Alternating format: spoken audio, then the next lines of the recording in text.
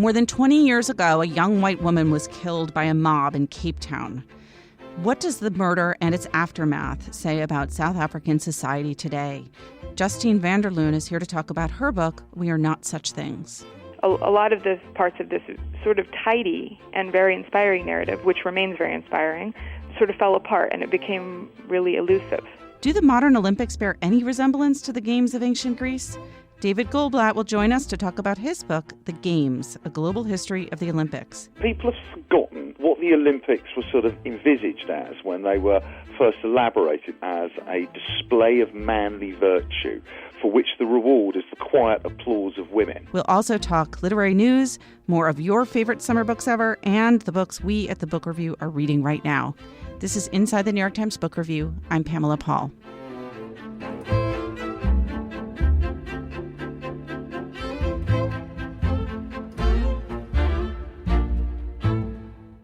In 1993, a white American Fulbright scholar in Cape Town named Amy Beale was murdered in a black township when a mob set upon her car. She was 26 years old. 4 men eventually went to prison for the crime, while Beale's wealthy parents founded a humanitarian organization in her name. This became the accepted narrative around the world. But when Justine van der Leun began digging into the story of Beale's murder, she found that accounts of what had happened to Beale and what happened afterwards varied widely. Her book about the murder and the aftermath is called We Are Not Such Things, and she joins us now. Thanks for being here, Justine. Thank you, Pamela. Tell us about the murder of Amy Beale. Amy Beale was a 26-year-old white American Fulbright scholar who was studying in South Africa in 1993. She was also an activist who was working on voting rights leading up to the first inclusive election where Nelson Mandela was elected. And Amy, one day, at the sort of end of apartheid, agreed to take 2 friends of hers, 2 black friends who lived in the township, home. So she agreed to give them a ride home. And it was sort of a case of very wrong place, very wrong time. She drove straight into a mob of students who are aligned with a political group called the Pan-African Congress, a militant sort of offshoot of the ANC. And they were shouting, "One settler, one bullet," which is a common slogan from the struggle. And they interpreted her as a settler. They just saw her white face as she drove down the street in the township, and they converged upon her, pulled her from her car, and stabbed and stoned her to death on that street. That is where the book begins, sort of. And this was in Cape Town? This is in Cape Town, in a Cape Town township called Goldblatt. And what about the 2 men who were with her, her friends? It was 2 women and 1 man. The man was colored, which is the South African term for mixed race, and he was going to a different place, and the 2 women were black. It seems like the mob had tunnel vision and just went straight for Amy, pulled her out. Her friends, screamed, "She's a comrade, she's with us." Nobody heard them. I think that some of them one of them had a broken arm or a slashed hand, but in the end they were just sort of pushed to the side. It was a mob versus these individuals, and they just had to sort of cower and watch as their friend was killed. And what was the justice process like after the murder? 8 young men were arrested. In the end, 4 of them went to trial, were convicted in the court of a lone white judge. They were very young black men. The trial took a very long time. Amy Beale's parents came from America. It was in the news everywhere. In the end, these 4 men were convicted and sentenced to 18 years in prison for her murder. That was in 1994. Mandela was elected in the middle of the trial. Mm-hmm. So the country made a huge change from, obviously, apartheid to inclusive democracy. So this was really in the last days of apartheid that this took place? It was really in the final days of apartheid. I mean, Amy was there she was studying sort of the rights of black women and children in these post-colonial societies in Africa. She was doing voter education rights because people didn't know how to vote. They had never voted before, and it was leading up to this election. You had to teach the people how do you vote, how do you exercise that right. So that's really that was one of her interests. So it was right at the very end of apartheid when this all happened, and then of course the trial and the subsequent Truth and Reconciliation Commission, which is the next step, happened in 1997, 1998. What happened with this case after the Truth and Reconciliation Commission came together? So the Truth and Reconciliation Commission, which was headed most famously by Desmond Tutu, Archbishop Desmond Tutu, was Mandela and Tutu and other luminaries' idea of how to go forward. How do you go forward? How do you bring the country together, build the nation after this horrible many years of apartheid, these decades of apartheid?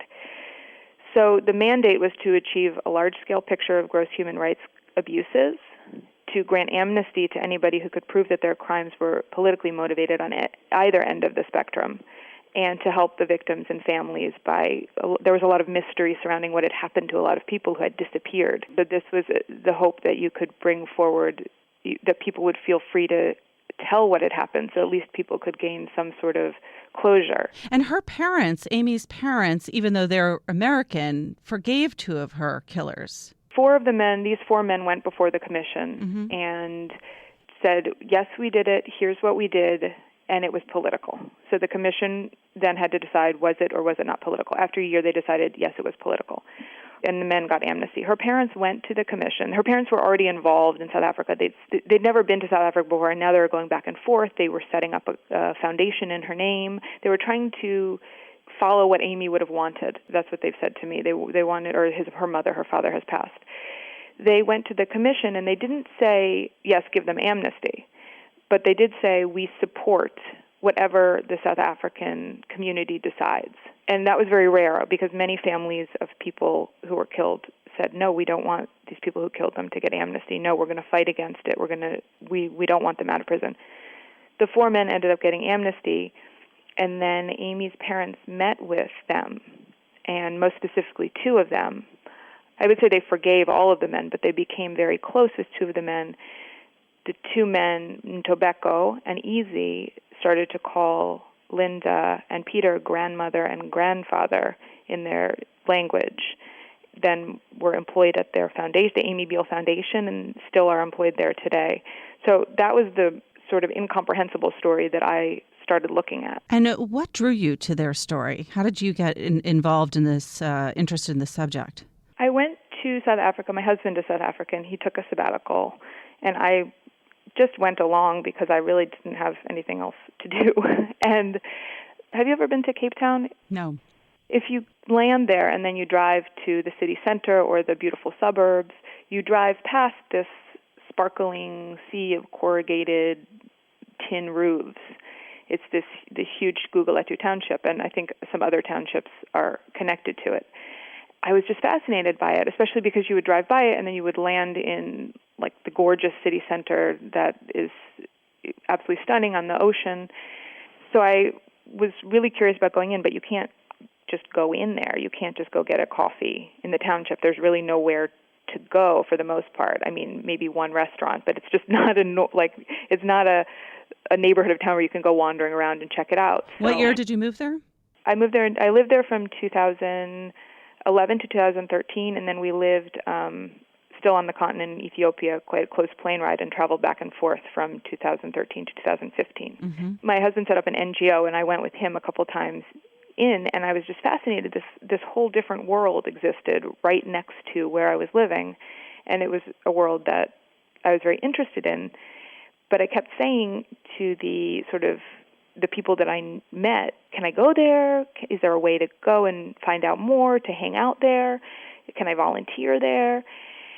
People who are, I would say, fairly conservative would say to me, haven't you heard of Amy Beale? You can't go there. Granted, it was almost 20 years later, but this still stuck in their consciousness of the story that you go there, you think it's fine, you think that you're immune to the violence, and you're taken down. So I said, who's Amy Beale? I was 12 when she was killed, and I started looking into it, and that's when I found this story of her parents and of her murder and how ironic it was that she was killed, because she wasn't the settler that they thought she was. She was actually somebody who had, since high school been obsessed with Mandela and bringing democracy and human rights work to South Africa. So that's kind of how I heard about her, and then I looked into it, and of course the story that I thought I would write fell apart. How did it fall apart? So there are a couple sort of twists that don't come to a neat conclusion at the end. There was another twist, another crime that I stumbled upon that had happened on that same day in that same township that nobody knew about, or few people knew about. Nobody had really reported on it. Mm-hmm. And that was, may or may not have been connected to her murder. I question who killed Amy, if the convicted people were the ones who did it or not. I, again, don't come to a cut and dry conclusion. It's only, speculation, but a lot of the parts of this sort of tidy and very inspiring narrative, which remains very inspiring, sort of fell apart, and it became really elusive. What was your experience like reporting in Cape Town and going into the township? It was one of the best experiences of my life. I love Goldblatt. It became sort of strangely a kind of haven for me. I became very close with Easy Nofamela, one of the men who was convicted of Amy's murder and who works at the foundation today. I made some other good sort of friends who also acted as my guides and acted as sort of detectives for me. I remember once my husband had left and I was living alone in a sort of historically white neighborhood that's very nice. But in South Africa, everyone is scared all the time of this violence because it's the high crime rate and the violence is so extreme. And I would go home and I would have my panic button in my hand and I would often call my armed guard, because everybody has armed guards in these neighborhoods, to come let me into the house. Did you live in one of those gated communities that everybody... I didn't live in a gated community, but there are very few gated communities, actually. It's like every house is actually its own little gated community with electric fencing around it and, barbed wire on top. It's a sort of a crazy way to live. And I was I would get very nervous going home, but when I would go into the townships, I would feel really safe. Granted, I didn't go wandering around at night there, but I would feel like there was this whole community. People knew me, and they would really take care of me. I would be doing interviews in the informal settlements, which are kind of like a no man's land. Like the police often won't even go in there. These are the small little shacks that have grown up around the township. The township is more like houses, and outside there are often these lands of shacks that stretch in sort of bush, in former bush. I would go and do interviews there, and people would kind of eye me, and then the people that I was with would kind of eye them back, and I was never bothered. So I ended up having actually an extremely positive experience, and I felt very comfortable there, which maybe, Amy felt too. So maybe it was a false comfort, but times have changed, and the people were extremely welcoming. I am curious about the title. Why We Are Not Such Things? The title comes from something that Easy said at the Truth and Reconciliation Commission. This is Easy Nofamela, Nofamela. And at the Truth and Reconciliation Commission, the state lawyer said to him, because the state lawyer was arguing for them to stay in prison and was arguing that this is not political. So the state lawyer said, "You see, what I'm going to suggest to you, Mr. Nofamela, is that the attack and brutal murder of Amy Beale could not have been done with a political objective. It was wanton brutality, like a pack of sharks smelling blood. Isn't that the truth?" And Easy, who is not prone to anger, got furious and said, sort of seethed, "No, that's not true. That's not true. We are not such things." And I thought that as a title really reflected back on what the book is all about, trying to understand who people really are, trying to understand who they are outside of the story we tell about them, the story maybe they even tell about themselves. So that was, I thought, a key part of the Truth and Reconciliation Commission, a key part of Easy's story, and just a key part of the book in general. It's a fascinating story, so thank you so much for being here. Thank you, Pamela. Justine van der Leun is the author of We Are Not Such Things, The Murder of a Young American, a South African Township, and the Search for Truth and Reconciliation.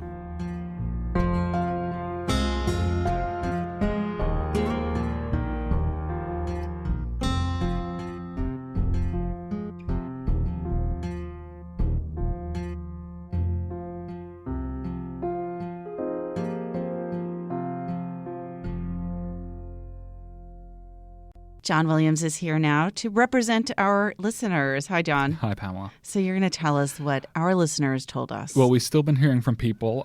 You've been sending us great voice memos about your summer reading experiences, and we have a couple more this week. Before we do that, let's just tell our listeners one more time how they can send these in themselves. Absolutely. What we're looking for is a 30-second voice memo about a memorable reading experience that you had during a summer, and it could have been 20 years ago, it could be this summer. They can email the voice memos to podcasts@nytimes.com, and if they need help with voice memos, they can go to nytimes.com/books for an article telling them how to do it. All righty, let's hear.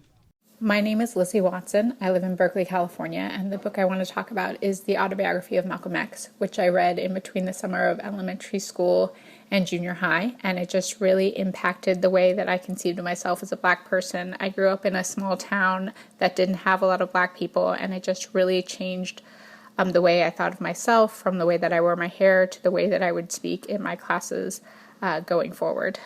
That's one where it actually sort of changed someone's life, which is the most impact I think you can hope for from a book. Yeah, I love that. Have you read the autobiography of Malcolm X? I didn't. I think I read bits of it in high school, either because it was assigned or because a friend of mine was reading it at the time. It's powerful. Yeah, it's a really great book. All right. In the summer of 1982, I was a biology student at a university in Siberia.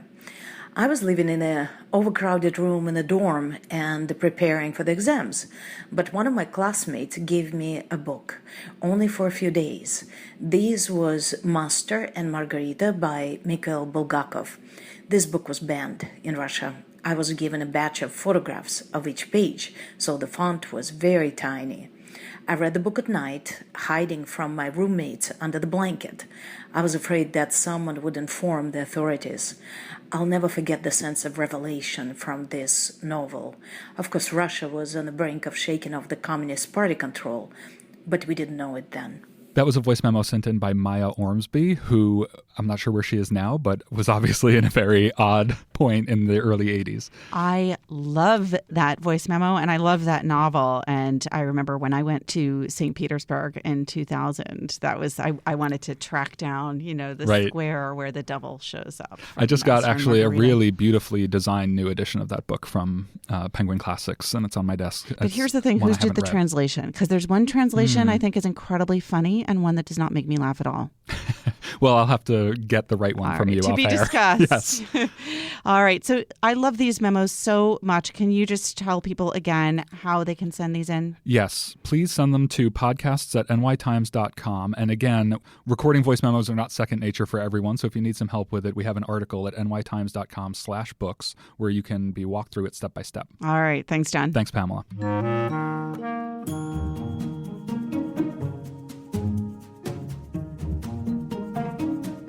Alexandra Alter joins us now to talk about what's going on in the book world.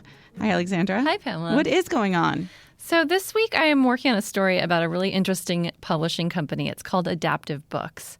And unlike most publishers, they don't wait for writers to bring ideas to them to submit manuscripts. They actually assign stories, and the way they get their own intellectual property is they go through studio vaults and look at abandoned screenplays.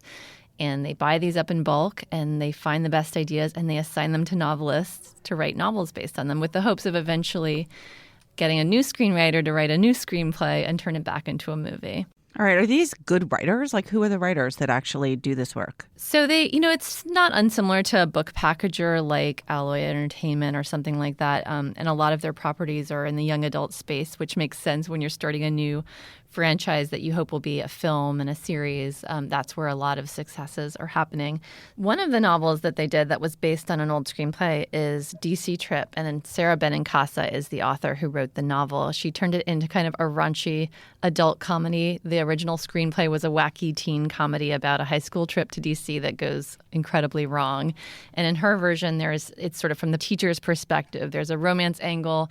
There are shenanigans in the White House involving marijuana cookies. So it's sort of imagine something in the Judd Apatow vein. Mm-hmm. So she wrote the novel for that, and she's actually writing the screenplay herself. Is that book out? Is it in bookstores? Has it sold? The book is out in bookstores. It's coming out in paperback, and Adaptive Books just signed an exclusive arrangement with Barnes & Noble, which will allow it to have really prominent store placement in their stores in exchange for Barnes & Noble's exclusive rights to sell their books for the first 6 months. So a few other titles. One is Pasta Wars, which is a romantic comedy for foodies. That novel came out. Another one is The Silence of the Six by E.C. Myers. That's a teen cyber thriller. Are these books actually selling? So these are not breaking out in the way of, say, The Hunger Games at this point, but I think they're getting a good audience. They've gotten some good reviews. Tom Perrotta, the novelist, actually blurbed DC Trip. He thought it was funny. It's kind of funny because I asked the company, why would you go through the intermediary step of producing a novel based on a screenplay when your eventual outcome is going to be back into theaters? And their point was that there's a lower barrier to entry to produce a book. They can do it for less than $100,000. Whereas a movie would take several million or more. And they see it as a way to establish the franchise. So they want the books to be successful, of course, and they want them to find an audience. But they're also, in some sense, an advertisement for the coming film. Right. And do they have real book editors employed, sort of shepherding these projects into a kind of decent finished version? Yes. I mean, they have an editorial team, but it's a small company still. They have 16 people. And the way that they assign the books, they kind of give the author a blueprint. So think of, something like you would see at Alloy Entertainment. And so the author will work off that. They will go back and forth. It's more of a collaborative process, maybe more like television writing almost than novel writing. So really success is judged not by this is a wonderful novel, an excellent new, literary achievement, but by, in fact, having it sold as a movie. Everything that they pick up, they have plans to eventually adapt in some way for the screen. It could be a TV show, it could be a digital series, or it could be a feature film, but they definitely are thinking of that from the beginning. And you can imagine that would perhaps present some, creative challenges for the writers. I did speak to one of the novelists, E.C. Myers, who wrote The Silence of the Six for them, and that was based on a Miramax screenplay. And he turned it into this sort of hacker thriller. The original screenplay, I think, was written by Stephen Hauser in 2003, and it was a political thriller. So he turned it into this young adult property, and he said while he was working on the novel, the adaptive executives were, of course, very interested in how he shaped the story, but they kept sort of thinking of it as a film. And he said that could be a little tricky at times.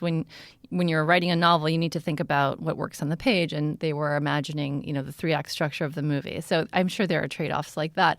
On the other hand, another novelist that I spoke to, Sarah Benincasa, who wrote DC Trip, she said there's another drawback, which is that you don't own the intellectual property. When you work with a book packager, the characters are not yours. You can't go off and write a sequel on your own. When they decide the series is done, it's done. On the other hand, you have a really good shot of your book being adapted for a movie because this is built into their business model, and all of their founders have backgrounds in producing, and they have all these connections in Hollywood. So that is a big upside. You're writing a book that you're pretty sure is going to be made into a film or a TV show. All right, color me skeptical, but I hate to think of books as this kind of just sideline intermediary step all part of a franchise. Part of the movie production process. But okay, if you want to read a book based on a defunct screenplay that will eventually be turned into a real screenplay, or you can wait and see the movie. That's right. Okay, thanks, Alexandra. Thanks, Pamela.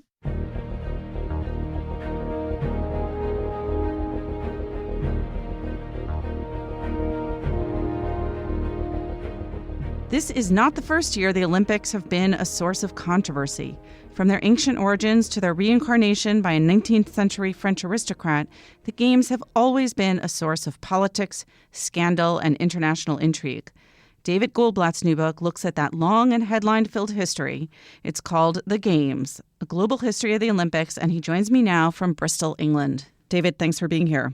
Thank you for having me. So you've written a book on a global history of soccer. What drew you to the Olympics? Well, I'd also written a couple of years back a sort of short, slightly cheeky, tongue-in-cheek guide to how to watch the Olympics. Dealt with what to look for when you're watching fencing or gymnastics. And in so doing, I began to realize what an extraordinary treasure trove of political, cultural, and social stories the Olympics were.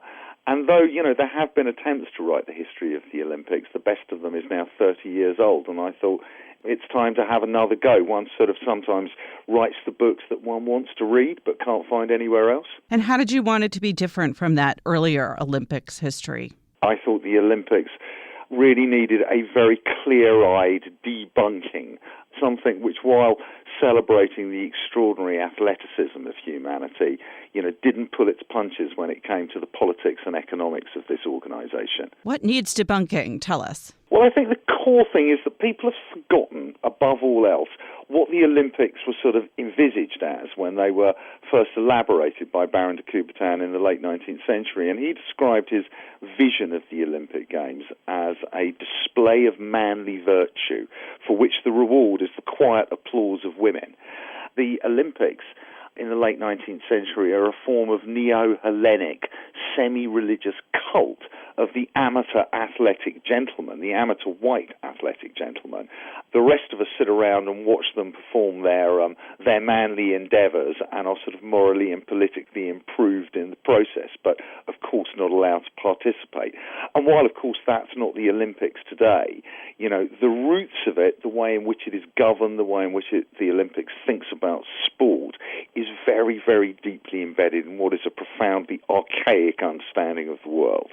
Just in terms of the sort of task you had in front of you, the sheer vast scope of it, how did you handle that? Because, of course, you have the Olympics, you have all of the athletes, you have all of the hosting countries, and then all of the participating countries. How did you sort of manage that? A mixture of panic and ruthlessness.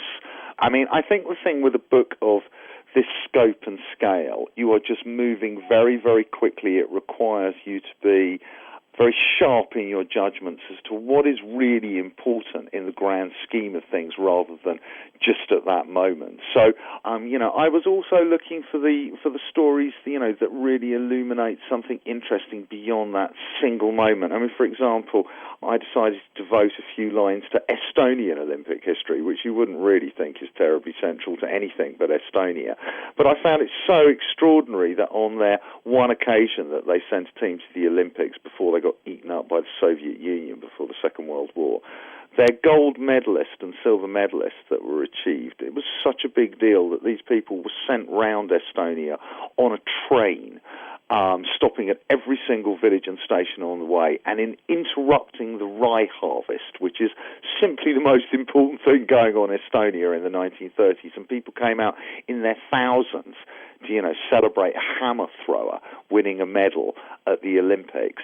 When you see something like that, you think, yeah, that's got to have a couple of lines. Mm-hmm. I mean, that said, an awful lot ends up on the cutting room floor. Let's go back. I think people have this impression that the Olympics started in ancient Greece and then it just continued on uninterrupted and don't realize that it actually began in its modern incarnation in the late 19th century.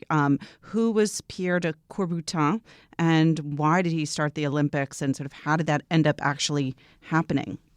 So Pierre de Coubertin is a French aristocrat, brought up a Catholic and a Jesuit, but who finds and realizes that, what is the place now in the sort of democratic French Republic and the modern world for an old French aristocrat? What is my mission? What's my purpose in life? And he alights upon the significance of sport in building the nation, and he's particularly taken by the way in which sport is organized in the English public schools of the era, and makes some extensive visits, to Eton and Rugby and to Oxford and Cambridge. And he believes that the model of sport evolved in those institutions in which it becomes a proving ground and a training ground for a new kind of imperial masculinity to create the kind of muscular Christian gentlemen that are going to rule the empires of the world, but in a civilized fashion. Late 1880s, early 1890s, he's organizing all sorts of sporting events in France.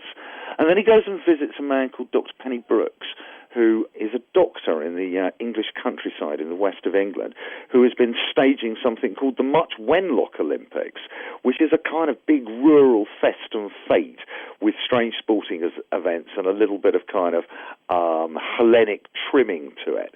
Dr. Penny Brooks and de Coubertin meet in 1891 to discuss the importance of sort of sport and society in the world.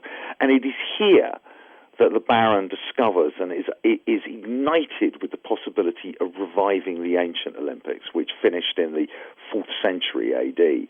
And he goes back to France, and in 1892, he makes his first Olympic speech and calls for a revival of the Olympics, which will not only showcase this kind of display of manly virtue that he's discovered in sport, but also will be a force for internationalism, which is one of the kind of ideological currents that he discovers in Paris in the 1890s. And those two things are fused together in the creation of the first games in 1896. What did those first games look like? What were the sports? Who went? It was a much smaller affair, as you might imagine today. There were 9 nations there, though quite what a nation was is sort of nobody really knew in those days. So the Bulgarians claimed that an obviously Swiss teacher, but who happened to be working in Sofia, was representing them. On the other hand, the Greek team was made up of ethnic Greeks, but, with Greeks who were living in Alexandria, which was then Egypt, and Izmir, which was then part of the Ottoman Empire. And there were about 290 athletes.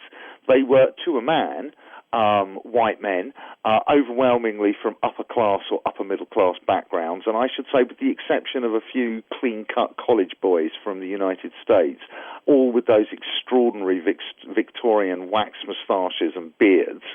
There were about 9 sports. We had cycling, gymnastics, athletics, though some pretty unconventional athletics to our eye, like standing, jumping and throwing weights, also fencing, wrestling, and a couple of others. So a small-scale event over just 14 days, nearly all of it held in a single stadium, with crowds of, at their biggest, 30,000.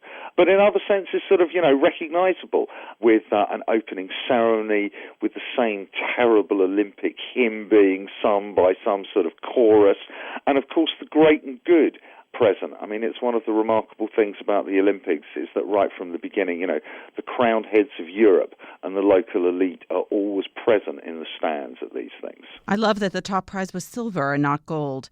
But when did the Olympics become such a big business? Well, I think they've really become a big deal, if not necessarily big business, in the 1930s. First Los Angeles and then Berlin, 1936. Take the Olympics, which is still a kind of, it's slightly an exotic sideshow of, gentlemen athletes with, less than 5% women up to this point, no television coverage, and not something, that people are obsessed with in the way they are today. And Los Angeles and Berlin turn it into a spectacle and a show. When you've got, Louis B. Mayer from MGM on the Olympic Organizing Committee, as you had in LA 1932, you're going to get a different kind of show. And LA is the first games, for example, where they realize if you want it to be a great show, fill the stadiums. Even if you lose money, fill the stadiums. Have a telephone line where people can actually buy tickets. What an extraordinary innovation. But LA leads the way. And then, of course, Berlin, where all of the organizers who are taking notes at Los Angeles on how it's done, then put on a show, but with, of course, the might of the German state behind it, and with a kind of, degree of money and publicity that has never been, had never been managed before. And, of course, they make a film about it for the first time, Leni Riefenstahl's Olympia, which is really sort of what most of us actually remember of the Berlin Games. But in a world before television, being able to put your film out there in the cinemas of the world, redoubles the impact of the old games. So the 1930s is when it becomes, a huge spectacular and the world takes note. It starts becoming really, really expensive, I suppose, in the 1960s. Tokyo 64 is the moment where a government decides this is the moment to also completely rebuild our city. And in sort of today's terms, I would say Tokyo probably cost even more than the Rio Games are going to cost. There are certain Olympic years that are hugely famous, like the 1936 Olympics. But was there one Olympic sort of year or game that stuck out in your mind as just, why doesn't anybody talk about this one? This one's so fascinating. What a very good question. As you know, when you now watch the Olympics and the Olympic opening and closing ceremonies, you expect the crown jewels of the host's pop culture to appear. So if we're in Sydney, we're going to see Kylie Minogue. If we're in Beijing, we're going to see Lang Lang. If we're in London, we're going to get the entirety of the post-Beatles pop rock canon. Now, back in the day, pop culture and pop music were absolute anathema to the IOC. So the moment that it crossed over into that world and made that alliance, there's a really interesting thing. And of course the moment is LA 1984, where the closing ceremony is graced by one Mr. Lionel Richie doing his extraordinary 9-minute long version of All Night Long on a gold Olympic podium with sort of neon pink Olympic rings flashing and 400 breakdancers around him. Now, Baron de Coubertin would have passed out, I think, if he'd have seen that. But actually, it set the standard for everything to come. So, I mean, that's one amongst many, but one of the ones that kind of tickles me most. Now let's just talk scandals, because obviously there have been many going way back with doping and racism and the sexism. But is there one that you thought was particularly awful or at least interesting? Well, it's going to be hard for anything to top the behavior of the Russian state and its secret services over the last couple of years. I think we may have actually reached a new peak scandal in Olympic terms with this. I mean, I think the one for me that really stands out is the duplicity of Avery Brundage, then head of the American Olympic Committee and later president of the IOC for many years, who was the leading force in trying to head off the attempted boycott of the 1936 Games by American athletes who, with the support of church groups, trade unions and Jewish groups, were rightly arguing that German Jews were not getting a fair go at the Olympics and the whole thing was a complete disgrace. He went to Germany, where he was chaperoned by the Gestapo and interviewed 2 or 3, in inverted commas, leaders of the Jewish community while the Gestapo were present. And much like the apologists of apartheid in these worlds 40 years later, came home and said, no problem, everything is fine in Germany, we can go, guys. While at the same time boasting to his German host that his own Chicago Athletic Club excluded the Irish, Jews, and African Americans. And this man, remains a kind of, saint within the canon of the IOC, and I actually think is one of the most despicable people to hold high office. And I think that's a scandal that really needs to be out there. Well, you've clearly put it out there. One last question. So going into this summer's Olympics, what are you going to keep an eye on, knowing everything that you know? And by extension, what should we sort of look out for? That's kind of, outside maybe the main games themselves. Beyond the scandal, beyond the disastrous preparations, beyond the kind of awful injustices of Rio's Olympic development, I am still looking forward to seeing whether Usain Bolt, one of the greatest athletes of my lifetime, can do it 3 times in a row with, more charisma and more style than the entirety of the Olympic Committee put together. Beyond that, I have to say I am going to be watching the sailing, like a lot of folks, to see who gets sick and who gets ill on the fecal viruses in Guanabara Bay. One of the most exciting events at this Olympics, tragically, is whether the metro will be ready or not.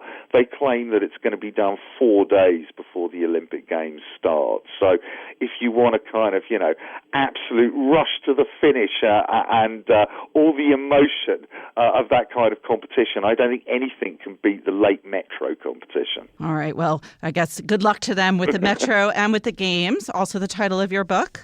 David, thank you so much for joining us. Thank you very much. The book, again, is The Games, A Global History of the Olympics by David Goldblatt.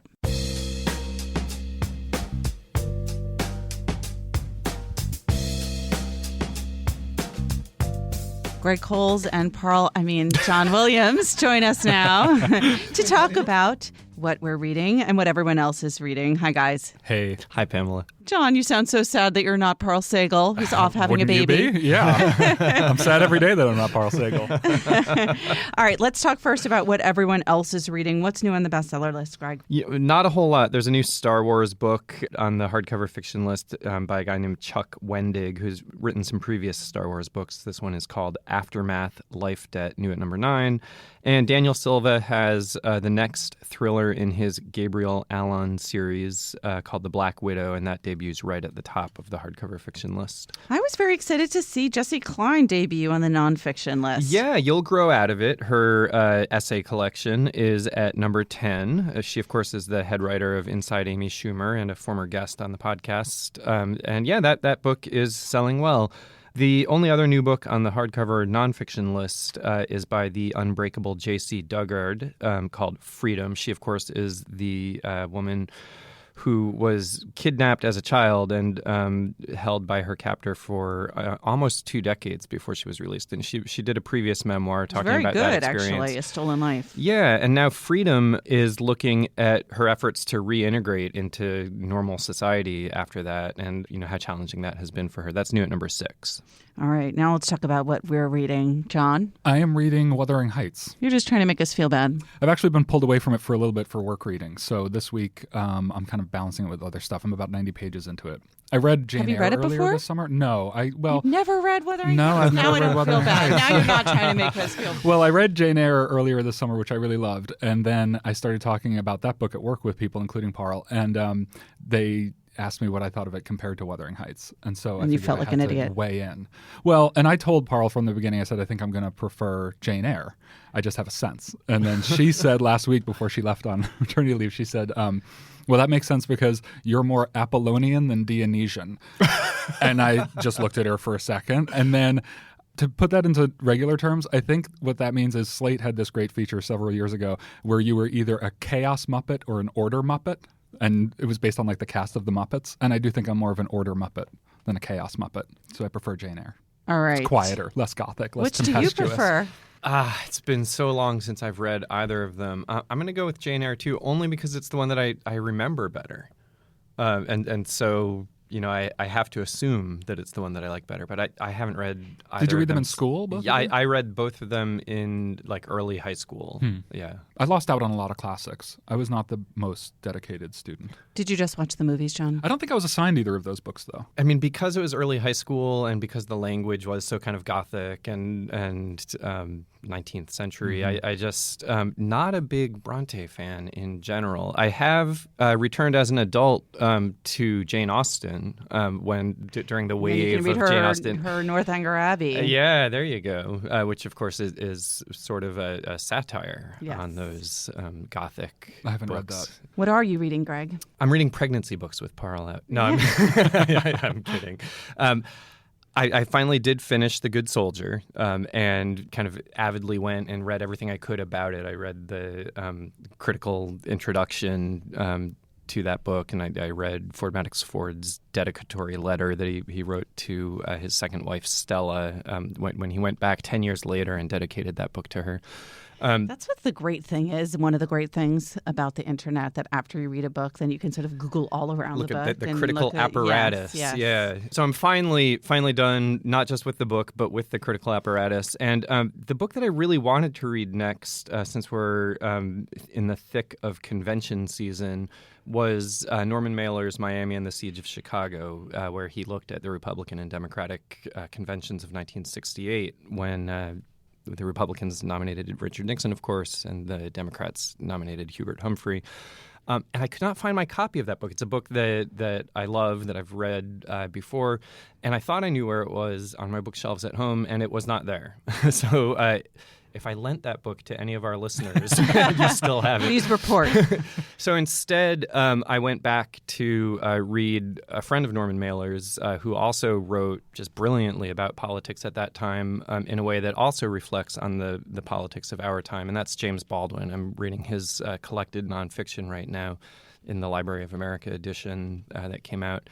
He writes about Norman Mailer in that book and Mailer's run for the New York mayor race. And then almost everything in this book is very famous, so I feel a little silly talking about them. But this great essay, Everybody's Protest Novel, which is just a takedown of Uncle Tom's Cabin.